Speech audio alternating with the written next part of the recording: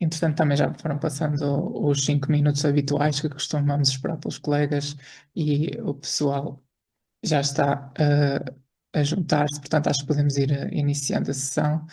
Queria cumprimentar toda a gente que está cá presente hoje, em nome da APIP. Mais uma vez, agradecer a presença de todos nesta sessão. Já estamos no nosso quinto DSM.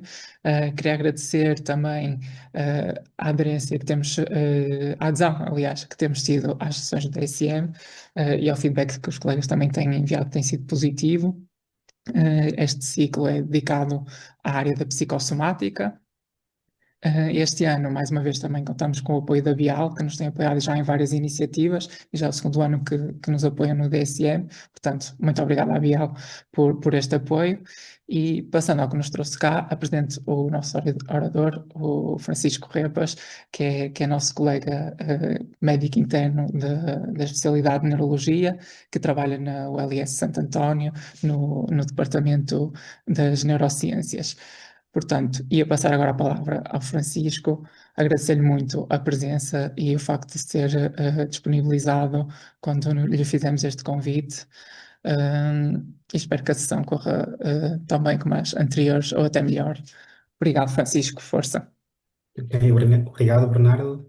Boa noite a todos. Portanto, o meu nome é Francisco, tenho muito gosto em vir aqui falar sobre perturbações neurológicas funcionais.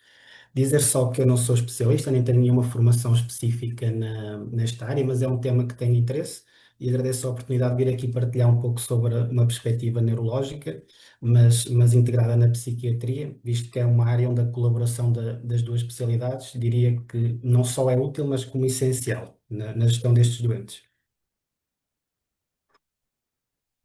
Ok. Pronto, começo por trazer esta obra, pronto, que me faz pensar um pouco sobre o que são as doenças funcionais, neurológicas neste caso. Vemos um conjunto de cores e formas, sem especial sentido, mas ao mesmo tempo vemos uns quadrados bem ordenados.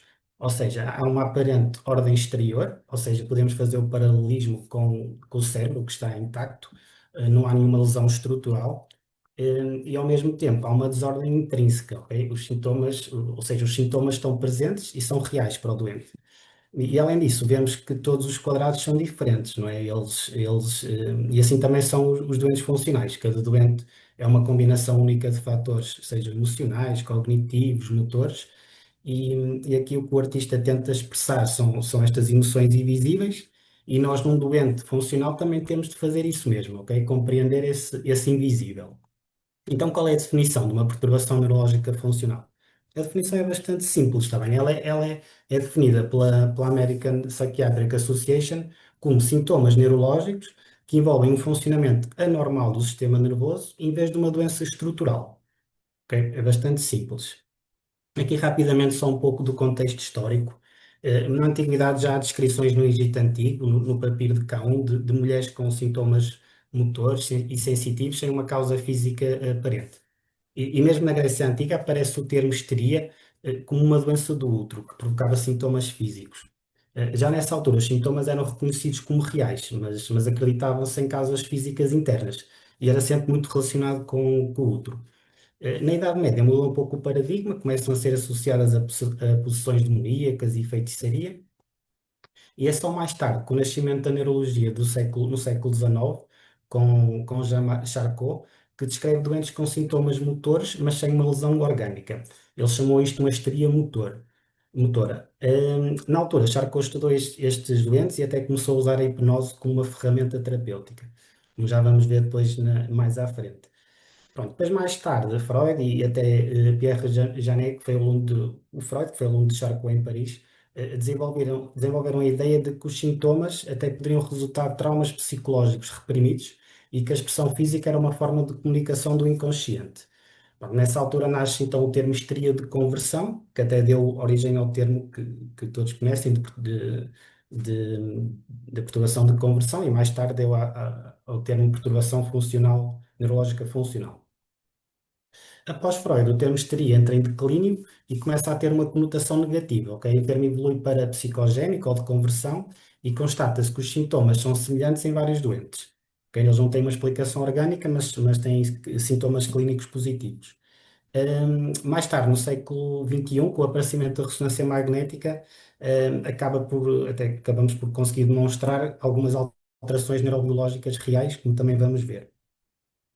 Pronto, em termos de classificação, a perturbação dos sintomas neurológicos funcionais, juntamente com a perturbação de ansiedade de doença e perturbação de sintomas somáticos e a perturbação factícia, fazem parte da secção perturbações somáticas e relacionadas, do capítulo 2.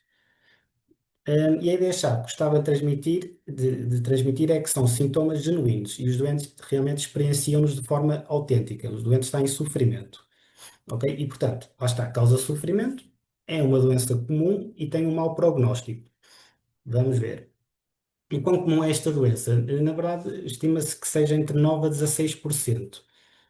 A idade média de aparecimento é os 40 anos e a maior parte dos estudos indica que é mais provável acontecer em mulheres. No entanto, existem alguns subgrupos, como idosos e alguns tipos de perturbação mais específicas, por exemplo, as doenças de movimento funcionais, que até os estudos indicam que são os homens os mais comumente afetados. E a verdade é que, e este dado, quando vi, surpreendeu-me, e todos os estudos são concordantes, é que as doenças neurológicas funcionais são a segunda apresentação neurológica mais comum a ser referenciada para consultas de neurologia. Vemos neste estudo de 2010, pronto, aqui as demências elas não aparecem destacadas como uma categoria principal, porque em muitos sistemas de saúde, e incluindo o escocês, que é onde é feito este estudo, os doentes com suspeita de demência são logo referenciados para clínicas de psiquiatria e serviços especializados de memória, e não vão para a consulta geral de neurologia. Mas mesmo assim, conseguimos perceber que ela só é ultrapassada pelas cefaleias, em termos de ser mais comum. Em relação às etiologias, pronto, ainda não é totalmente compreendida. Sabemos que fazem parte de alguns fatores biológicos, psicológicos, sociais, mas é necessário, bom, temos de ter alguma cautela antes de assumir que estas associações sejam causais. E, pronto, temos os fatores psicológicos, como eventos estressantes de vida e experiências adversas na infância, que são tradicionalmente consideradas como uma das causas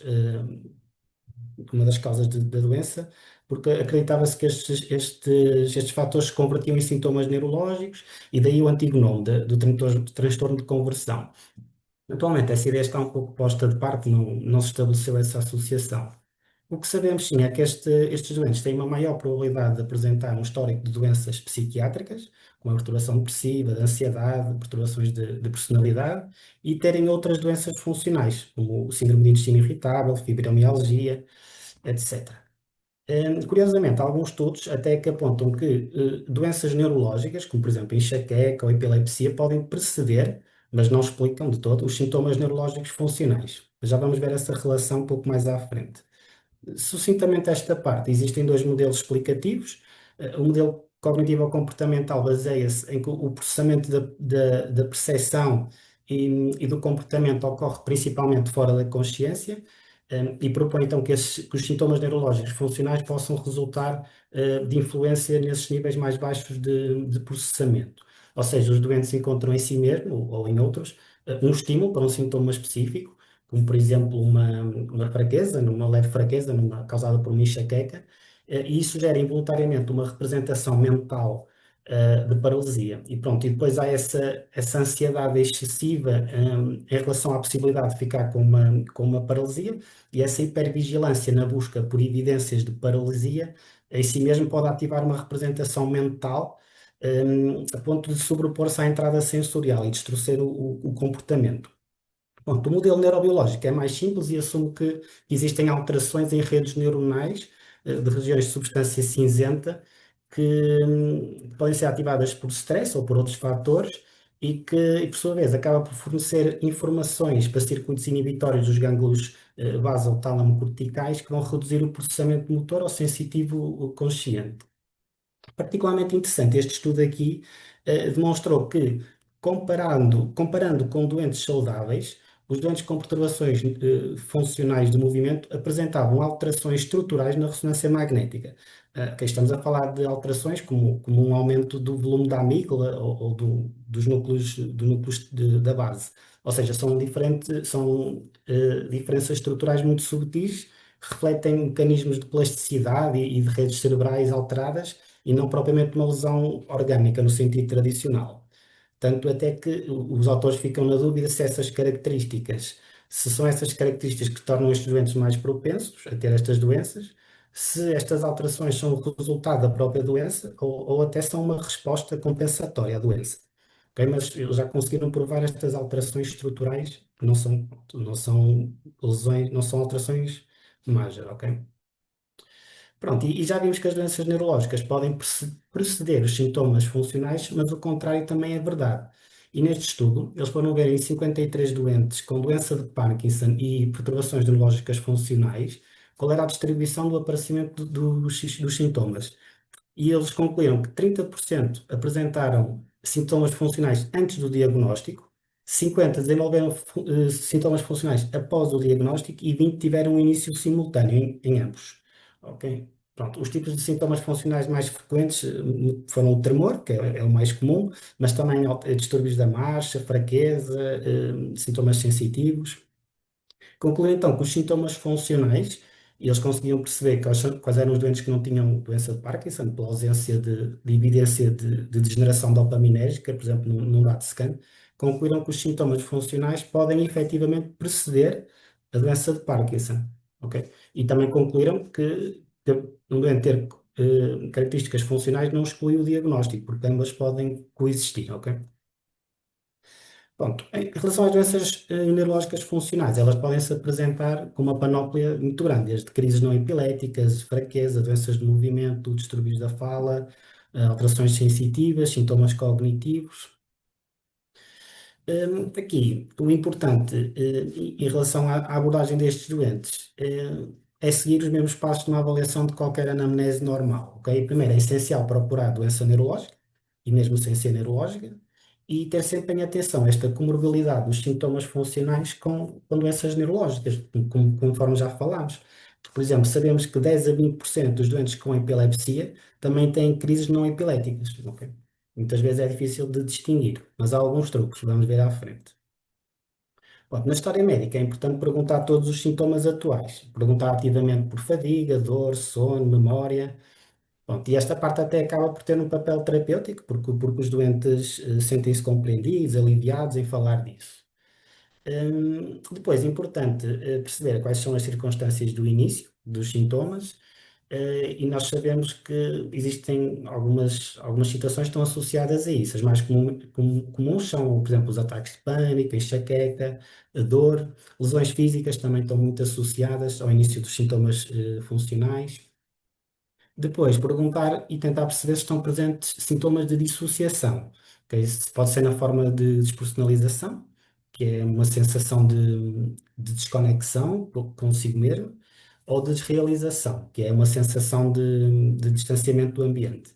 E alguns doentes escrevem mesmo sentir-se fora de si, estarem desligados, isso é muito comum. Depois, perguntar aos doentes o que acham que pode estar a causar os sintomas e até quais as expectativas do doente. Ok, isso é importante porque vai permitir também adaptar a nossa explicação do diagnóstico e justificar o tratamento. É natural que os doentes fiquem insatisfeitos com explicações exclusivamente psicológicas para os seus sintomas, portanto é importante ter atenção a isso. Em relação à história pessoal e familiar, também é importante esclarecer perturbações funcionais prévias dos doentes, como por exemplo outras doenças funcionais, como falámos, porque sabemos que estes doentes são mais propensos a ter depois doenças neurológicas funcionais. Outro dado interessante é que é mais comum haver doenças, no geral, doenças em familiares, no geral, em doentes com perturbação neurológica funcional, do que em doentes com doença neurológica reconhecida, ok? E em relação ao curso da doença, depois pode ser útil desenhar um gráfico, por exemplo, com o tempo e com a gravidade dos sintomas para ir percebendo e adicionar os eventos de vida para ir percebendo qual é a evolução do curso da doença. Pronto, continuando, depois é importante perceber eventos de vida recente, porque eles são muito comuns, mas não são obrigatórios, porque a maior parte destes doentes não apresentam eventos de vida relevantes. De qualquer forma, é sempre importante apurar. Claro, e esta parte importante dos antecedentes psiquiátricos, e perguntar mesmo sobre depressão, ansiedade, porque podem ter, porque já vimos que são muito comuns. Tentar deixar esta parte mais para o final da avaliação, para evitar algumas posturas defensivas e, bom, para os doentes também não estarem a achar que estamos a atribuir os sintomas deles exclusivamente a isso. Ok? E depois tem a parte da relação com questões de abuso, que também não é claro, não está claro se existe que se existir uma história de abuso é mais comum nestes doentes, mas está descrito, mas a maior parte nunca sofreu abuso ou negligência no passado, claro. Pronto, e quais são os nossos principais erros quando abordamos estes doentes? O primeiro e mais importante é não dar um diagnóstico positivo, ok? Dizer a estes doentes que não têm nada, ou seja, dar um diagnóstico negativo, é levar os doentes a perguntar então porque é que eu tenho estes sintomas, certo? E depois temos outros erros, que é fazer uma investigação excessiva, levar a que os doentes visitem diferentes especialidades e nunca assumir, e nenhum dos médicos assumir a responsabilidade principal do doente. Fazer prescrição inadequada, como por exemplo, medicar com opioides para a dor, medicar com produtos de apoio como cadeira de rodas ou canadianas, podem interferir com a real reabilitação dos doentes. E por fim, também a atribuição excessiva dos sintomas a achados, por vezes sem significado, em exames que os doentes acabam por fazer. Pronto, e ao examinarmos estes doentes, é importante estarmos atentos a sinais de inconsistência, que é, por exemplo, um doente a conseguir andar em pontas no exame, mas depois não consegue fazer a flexão plantar no exame neurológico, e o doente que tem uma marcha que, ao início, quando entra no consultório, é uma marcha, mas que depois na avaliação ou a sair do consultório já é uma marcha diferente. Ok? São pequenas pistas que nos pode levar a estar atentos. Ou então o doente também se queixa de uma fraqueza, mas que depois, quando se pede para retirar a roupa para avaliar, o doente já consegue fazer isso sem grande problema. Pronto. E também está a tentar incongruência, claro, que é perceber se os sintomas que o doente nos apresenta se, se são explicados por vias anatómicas conhecidas. Pronto, curiosamente, características que anteriormente eram muito atribuídas à doença funcional têm atualmente pouca evidência e não têm validade, no seu diagnóstico. Um exemplo disso é a bela indiferença, que é uma aparente falta de preocupação dos doentes em relação aos sintomas. Pronto, há autores que atribuem isso ao facto dos doentes não quererem receber um diagnóstico rotulados como um diagnóstico de depressão, um diagnóstico psiquiátrico, e desta forma tentam para ser bem dispostos e mesmo na presença deste sofrimento. Portanto, é um sinal que não é muito específico. E depois também há aquele mito de que os sintomas funcionais só atingem o lado esquerdo, que também não é um bom preditor, e todas as meta-análises realizadas não têm qualquer evidência este sinal. Por outro lado, existem algumas características clínicas positivas que nos fazem aumentar o grau de suspeição de que estamos perante uma doença funcional. Bom, talvez o mais conhecido é este aqui da imagem da esquerda, que é o sinal do Uber. Basicamente pede-se ao doente para sentado ou deitado para fazer a extensão de uma perna, e o doente não consegue. Mas se pedirmos para fazer a flexão, ou seja, o movimento contrário da perna oposta, este acaba por fazer a extensão dessa perna que anteriormente pedimos. Pronto, e depois também temos outros sintomas, como o sinal da contração, que é quando o doente não consegue, tem alguma fraqueza, mas está ao mesmo tempo a contrair músculos agonistas e antagonistas, como por exemplo o bíceps e os tríceps. E depois também, por exemplo, nos sintomas sensitivos, funcionais, é muito comum haver algumas incongruências com as vias nervosas conhecidas. Por exemplo, quando doentes descrevem perdas de sensibilidade no braço, mas depois têm zonas de interrupção que não são compatíveis com dermatómos conhecidos, nem com defeitos corticais conhecidos. Em relação às crises epiléticas, existem algumas características que nos também podem fazer suspeitar de estarmos presente numa crise não epilética, mas como vimos, uma não exclui a outra. E são exemplos disso, por exemplo, um doente que tem um encerramento ocular forçado, ter os movimentos de bacia, movimentos pélvicos, que também não é comum nas crises generalizadas. Um doente que tem um pós-ictal demasiado rápido e que por vezes depois da crise começa a chorar, também não é típico. O típico é um pós-ictal prolongado em que o doente fica sonolento, ou durações de crises muito prolongadas. Tudo isso são pequenas pistas Claro que nenhuma delas tem uma sensibilidade de 100% e que o diagnóstico é sempre com eletroencefalografia, para ter o diagnóstico definitivo. Pronto, e como já vimos, existe esta relação das doenças funcionais com a perturbação psiquiátrica é grande, ok? Há estudos que apontam que em até 90% dos doentes têm esta comorbilidade. As mais comuns são, como seria de esperar, a depressão, a ansiedade e as perturbações de personalidade. Na verdade, a perturbação depressiva ou de ansiedade é mais frequente em até 30% dos doentes do que em doentes com doença neurológica definida. E os números são semelhantes para a coexistência de perturbação de personalidade. As mais frequentes são a personalidade histriónica, narcisista e borderline. Pronto, depois também existem alguns estudos que referem uma maior propensão para suicídios de doentes com perturbação neurológica funcional em relação aos outros doentes.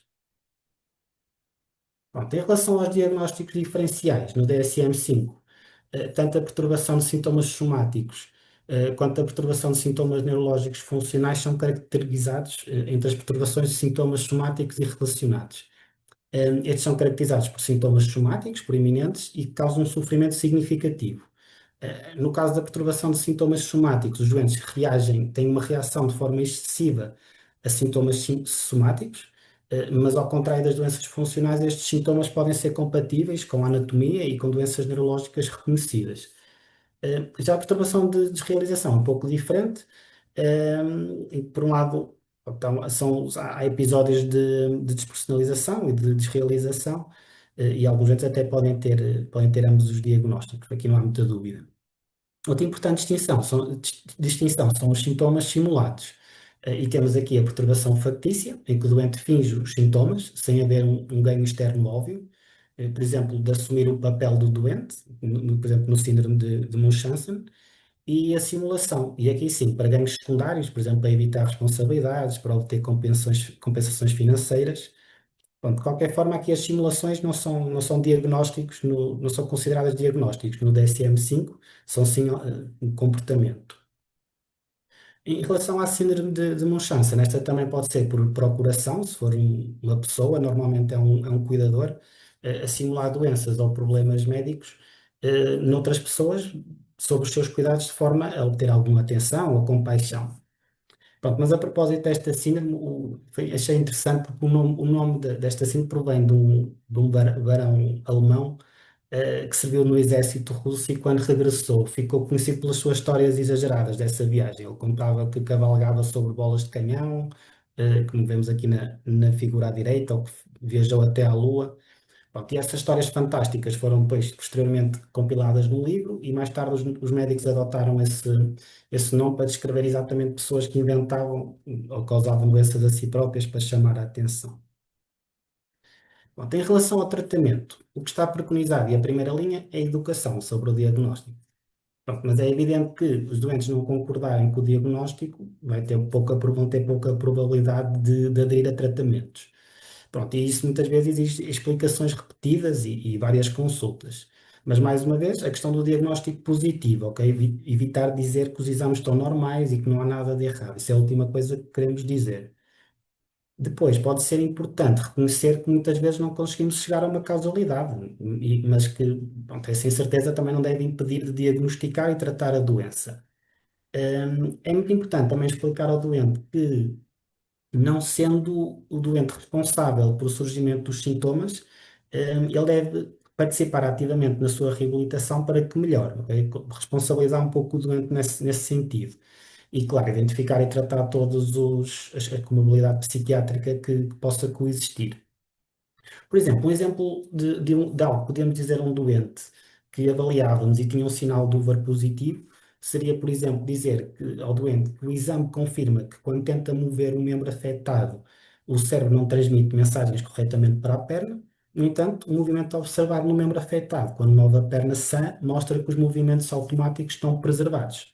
Isso é consistente com um problema de funcionamento anormal do sistema nervoso e não num dano das vias neurológicas. Pronto, um exemplo do que poderíamos dizer. Ou, por exemplo, um doente que tem todos os exames que fez, de imagem, etc., está tudo normal. Podíamos dizer algo como que os exames corroboram que existe um funcionamento anormal do sistema nervoso em vez de danos estruturais. podemos fazer a analogia com um problema de software em vez de um problema de hardware, para tentar fazer essa educação do doente. A verdade é que, geralmente, estes doentes não respondem bem a esta parte, a esta educação. Pronto, e isto vai, e a partir daqui entramos na segunda linha, e aqui já é essencial o encaminhamento para a psiquiatria.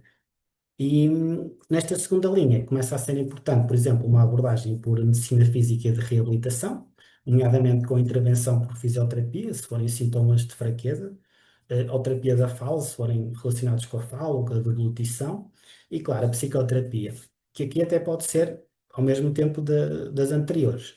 Bom, na psicoterapia, a terapia cognitivo-comportamental, que está mais estudada, se for prescrito, deve ser um ciclo completo, por exemplo, de 8 a 20 sessões. Depois existem algumas técnicas mais específicas, como por exemplo técnicas de sensibilização, com uma exposição progressivamente maior a situações e sintomas temidos e evitados, também é uma técnica usada. E, por exemplo, nos doentes com crises não epiléticas, um dos modelos usados também pode ser aquele um bocadinho semelhante às perturbações no pânico, ou seja, tentar ensinar aos doentes a reconhecer sintomas de alerta por exemplo, como a excitação autonómica ou sintomas de dissociação, e ensinar os doentes a utilizar técnicas para retardar ou superar essas crises funcionais. Pronto, depois, caso os doentes não respondam aos tratamentos de primeira e segunda linha, então reservamos para uma terceira linha opções farmacológicas e outras terapias mais avançadas, depende do doente que temos. Aqui, na verdade, a utilização de antidepressivos tem pouca evidência nos sintomas funcionais em si, mas é muito útil no tratamento das comorbilidades, que já falámos. E depois podemos jogar com algumas coisas, por exemplo, a presença de dor pode ser uma indicação para usar uns SNRIs, por exemplo. Depois também depende muito do doente. Em relação a outras técnicas, como a hipnose, elas têm alguma evidência, principalmente em doentes com queixas motoras, porque se baseia no facto dos doentes, quando entram nos estados alterados de consciência, serem mais suscetíveis a essas sugestões para aliviar os sintomas. E depois também há opções que ainda não estão bem estabelecidas, como a estimulação magnética transcraniana, mas também têm sido estudadas e tentadas. Finalmente, depois disto tudo, se os doentes não apresentarem melhoras, bom, é como qualquer outra doença persistente, ou seja, temos que aceitar este desfecho, manter uma abordagem conservadora, junto dos cuidados de saúde primários e evitar essencialmente investigações e tratamentos excessivos, como qualquer doença. Pronto, em relação ao prognóstico, como eu tinha dito inicialmente, é mau, e é verdade. Mesmo com os tratamentos, os sintomas persistem ou agravam em 40 a 66% dos doentes, e apenas menos de 40% vai mostrar remissão ou melhorias. Pronto, algumas séries indicam que os sintomas sensitivos podem ter melhor prognóstico do que os motores, mas no geral é pouco satisfatório. Pronto, no entanto, são reconhecidos alguns fatores de bom prognóstico, como por exemplo o início em idades mais precoces, um diagnóstico em fases iniciais, comorbilidade com ansiedade e depressão, e também são apontados como fatores de mau prognóstico ter comorbilidade com perturbações de personalidade, uma doença com muitos anos de evolução, ou os doentes que quando acreditam que a doença é irreversível. Pronto, e como vimos, aquela panóplia toda de doenças neurológicas funcionais eh, podem se apresentar com crise epiléticas, fraqueza, etc. Os sintomas cognitivos e cada uma destas doenças funcionais dava para fazer uma sessão só a falar delas. Mas penso que o que tem mais relevância numa consulta de psiquiatria talvez seja dos sintomas cognitivos. E por isso, assim, muito rapidamente, só vou trazer aqui esta referência, porque é uma forma prática de abordarmos na consulta estes doentes. Normalmente são queixas que na consulta nos fazem pensar em diagnósticos de doenças neurodegenerativas, por exemplo, síndromes demenciais em fases iniciais, e torna o diagnóstico muito difícil.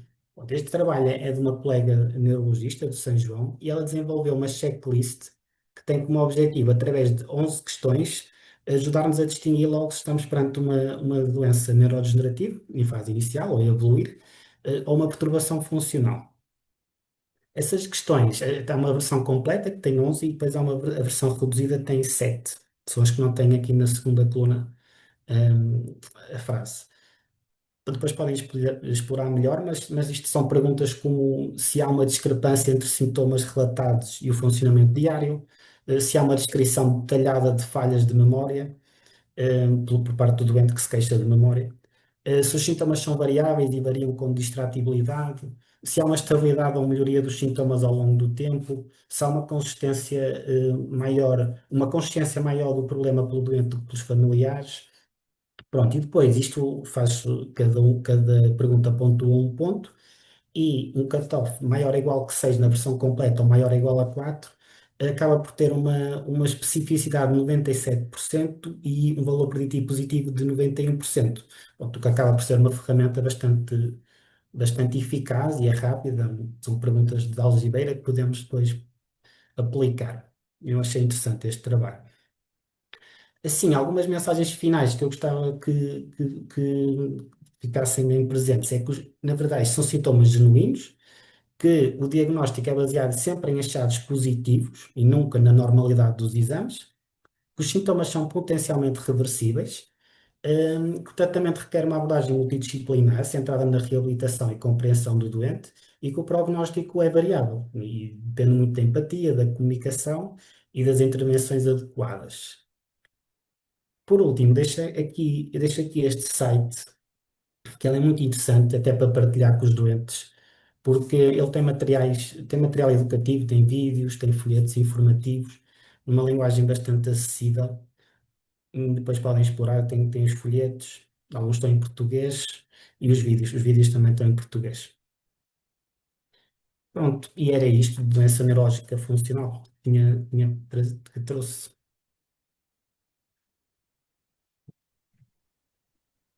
Obrigado, Francisco, pela apresentação. Olha, eu devo dizer, já da minha parte, que foi muito útil.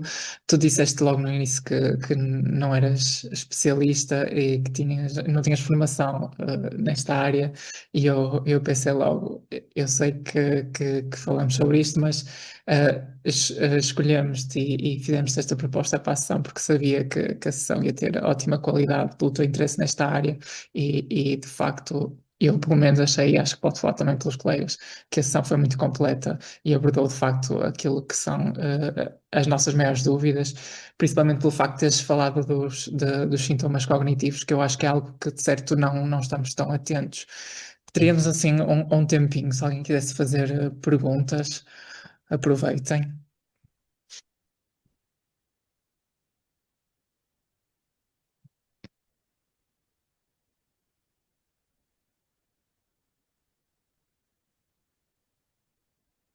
Enquanto os colegas pensam se terão alguma dúvida, eu tinha uma dúvida minha, que era se achavas que estes doentes devem ser referenciados precocemente à psiquiatria, ou seja, numa fase muito inicial, ou será melhor, num primeiro momento, serem abordados pela neurologia e serem bem estudados pela neurologia, e só no momento mais posterior é que poderá fazer sentido entrar a psiquiatria. Se achas que isso tem um impacto na forma como o doente depois é gerido, se altera o prognóstico, o facto de não ir logo para a psiquiatria, se deve ser logo muito do início uma gestão em equipa.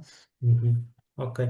Pronto, é assim, primeiro pela prevalência destas perturbações, como, pronto, elas são muito prevalentes e acho que numa primeira fase, logo numa fase inicial, talvez a neurologia possa aqui ter alguma vantagem na parte de excluir outras doenças neurológicas, que se calhar na psiquiatria não estão tão habituados, porque pronto, os doentes apresentam-se com sintomas que muitas vezes são de livro, ok? E não foi o doente que andou a estudar, ele sente mesmo aquilo, e um doente em Portugal e um doente no Japão têm os mesmos sintomas, e eu não sei explicar porquê, mas são doenças que muitas vezes, eh, claro, depois estudando melhor e tendo atenção àquelas algumas pistas que falei, mas que há muitas mais, por exemplo, no movimento, então, há muitas pistas para isso. Primeiro fazer o diagnóstico, realmente não há uma doença neurológica. Depois, a partir daí, eu acho que a psiquiatria aí tem muito mais a oferecer. E até posso-vos dizer que agora no Santo António vai abrir uma consulta de doenças neurológicas funcionais no Magalhães Lemos. Portanto, é um neurologista, mas que é para trabalhar em conjunto com a psiquiatria. Lá está, para ter esta abordagem multidisciplinar mas são as duas muito importantes. Se calhar a neurologia numa fase inicial de rastreio, mas depois a psiquiatria, sem dúvida, claro. Ok, Uhum. ok, obrigado. Não sei se entretanto mais alguém quer perguntar. Tem aqui uma mensagem. Parabéns pela partilha. Utilização da TCC. Conheço estudos em relação à eficácia nesta problemática. Já em relação à hipnose, gostaria que aprofundasse um pouco mais, pois não tenho encontrado estudos com evidência. Obrigado. É Sandra que faz esta pergunta. Ok. Em relação à hipnose, pronto, Sim. do que eu vi, daquilo onde tem mais estudos, provavelmente é na parte motora, nos sintomas motores. Não sei agora citar ao certo essa evidência, nem qual é o estudo, mas li que tinha a evidência do que vi era da parte motora, mais de doentes com queixas de fraqueza, que com hipnose pode ter alguma evidência. Mas pronto, aí já estamos a falar tudo de terceiras linhas e mesmo a terapia cognitiva ou comportamental, e lá está. São doentes que provavelmente à partida já falhou a educação, já falhou a reabilitação, e depois entra a parte farmacológica e depois a parte a psicoterapia, que tem, pronto, que essa parte aí vocês dominam muito mais que nós, evidentemente. E pronto, e é isso. Agora, ao certo, assim, da parte da hipnose, não sei dizer qual é o estudo, mas sim, eu vi que é a parte motora, essencialmente. Terapia cognitiva comportamental, isso em qualquer das apresentações.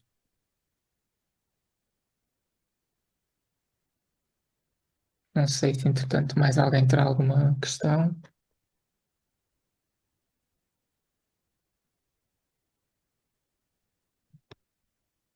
Entretanto, também me lembrei de mais uma coisa que eu fiquei também a pensar. Nos sintomas cognitivos, há assim algum estudo que fale de alguma prevalência de alguma queixa mais frequente, algum domínio cognitivo mais afetado Uhum. neste tipo de doentes, ou isso não apareceu, Uhum. ou não existe essa evidência que saibas? Não sei se existe, não me lembro de ter visto, mas da ideia que eu tenho são as queixas essencialmente de memória. São aquelas queixas que nos fazem suspeitar de uma de doença de Alzheimer, por exemplo, em fase inicial. Aquele doente que se queixa que muitas vezes o doente queixa-se de memória, mas na verdade são queixas de atenção, de concentração. Não é aquela queixa de guardar o telemóvel no frigorífico. Isso aí nós costumamos ver nas consultas de demências, isso não é propriamente uma queixa de esquecimento nem de memória, isso é de atenção, predominantemente de atenção. Mas e isso muitas vezes acontece nas queixas funcionais cognitivas. O doente queixa-se muito de atenção, quer não se lembrar onde é que pôs a chave do carro, pôs o telemóvel num sítio estranho. Pronto, isso aí são o grosso das queixas. Mas depois também tem muitas queixas de não se lembrar. Lá está, mas é aquela questão de um doente que vai à consulta e consegue detalhar que se esqueceu de uma determinada situação de ontem. Pronto, à partida não é um doente que nos preocupa. Preocupa mais aquele doente que nem é ele que se queixa, né? É a esposa ou o marido que se queixam e ele, por ele está tudo bem, não tem nenhuma queixa. E isso era um dos pontos da checklist da Verónica e dos outros colaboradores, era isso exatamente, era se é o doente que está mais preocupado, e com estas queixas com uma descrição muito minuciosa, ou se é os familiares que se apercebem dessas queixas. Mas diria que predominantemente seria queixas de atenção, porque isso também vemos nas consultas de demência, e de memória, sim. Não diria queixas executivas, por exemplo. Acho que não é tão, não seria, não vi ao certo se existe esse estudo, mas não diria que um doente que se queixe de não conseguir fazer uma conta ou assim, acho que não seria assim uma queixa que o doente faria, tanto numa doença funcional. Obrigado. Não sei se, entretanto, mais alguém quer fazer perguntas.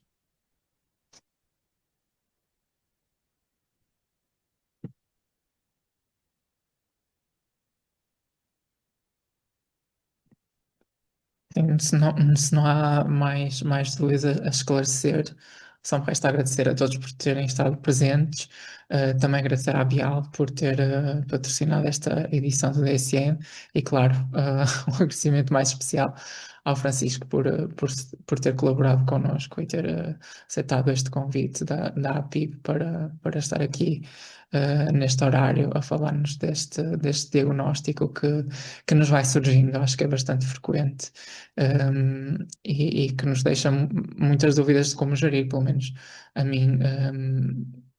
Lá está, acho que esta parte do prognóstico nós conseguimos perceber que é muitas vezes resistente e temos dificuldade em gerir. Um, Portanto, muito obrigado. E dizer que então voltamos para mais uma sessão de DSM, que será a última, no dia 25. Vai ser com a doutora Célia Soares e vamos falar da perturbação da ansiedade da doença. A quem for ao Congresso Nacional, vemo-nos lá, e boa noite a todos. Mais uma vez, obrigado. Obrigado, eu, Bernardo. Boa noite. Boa noite.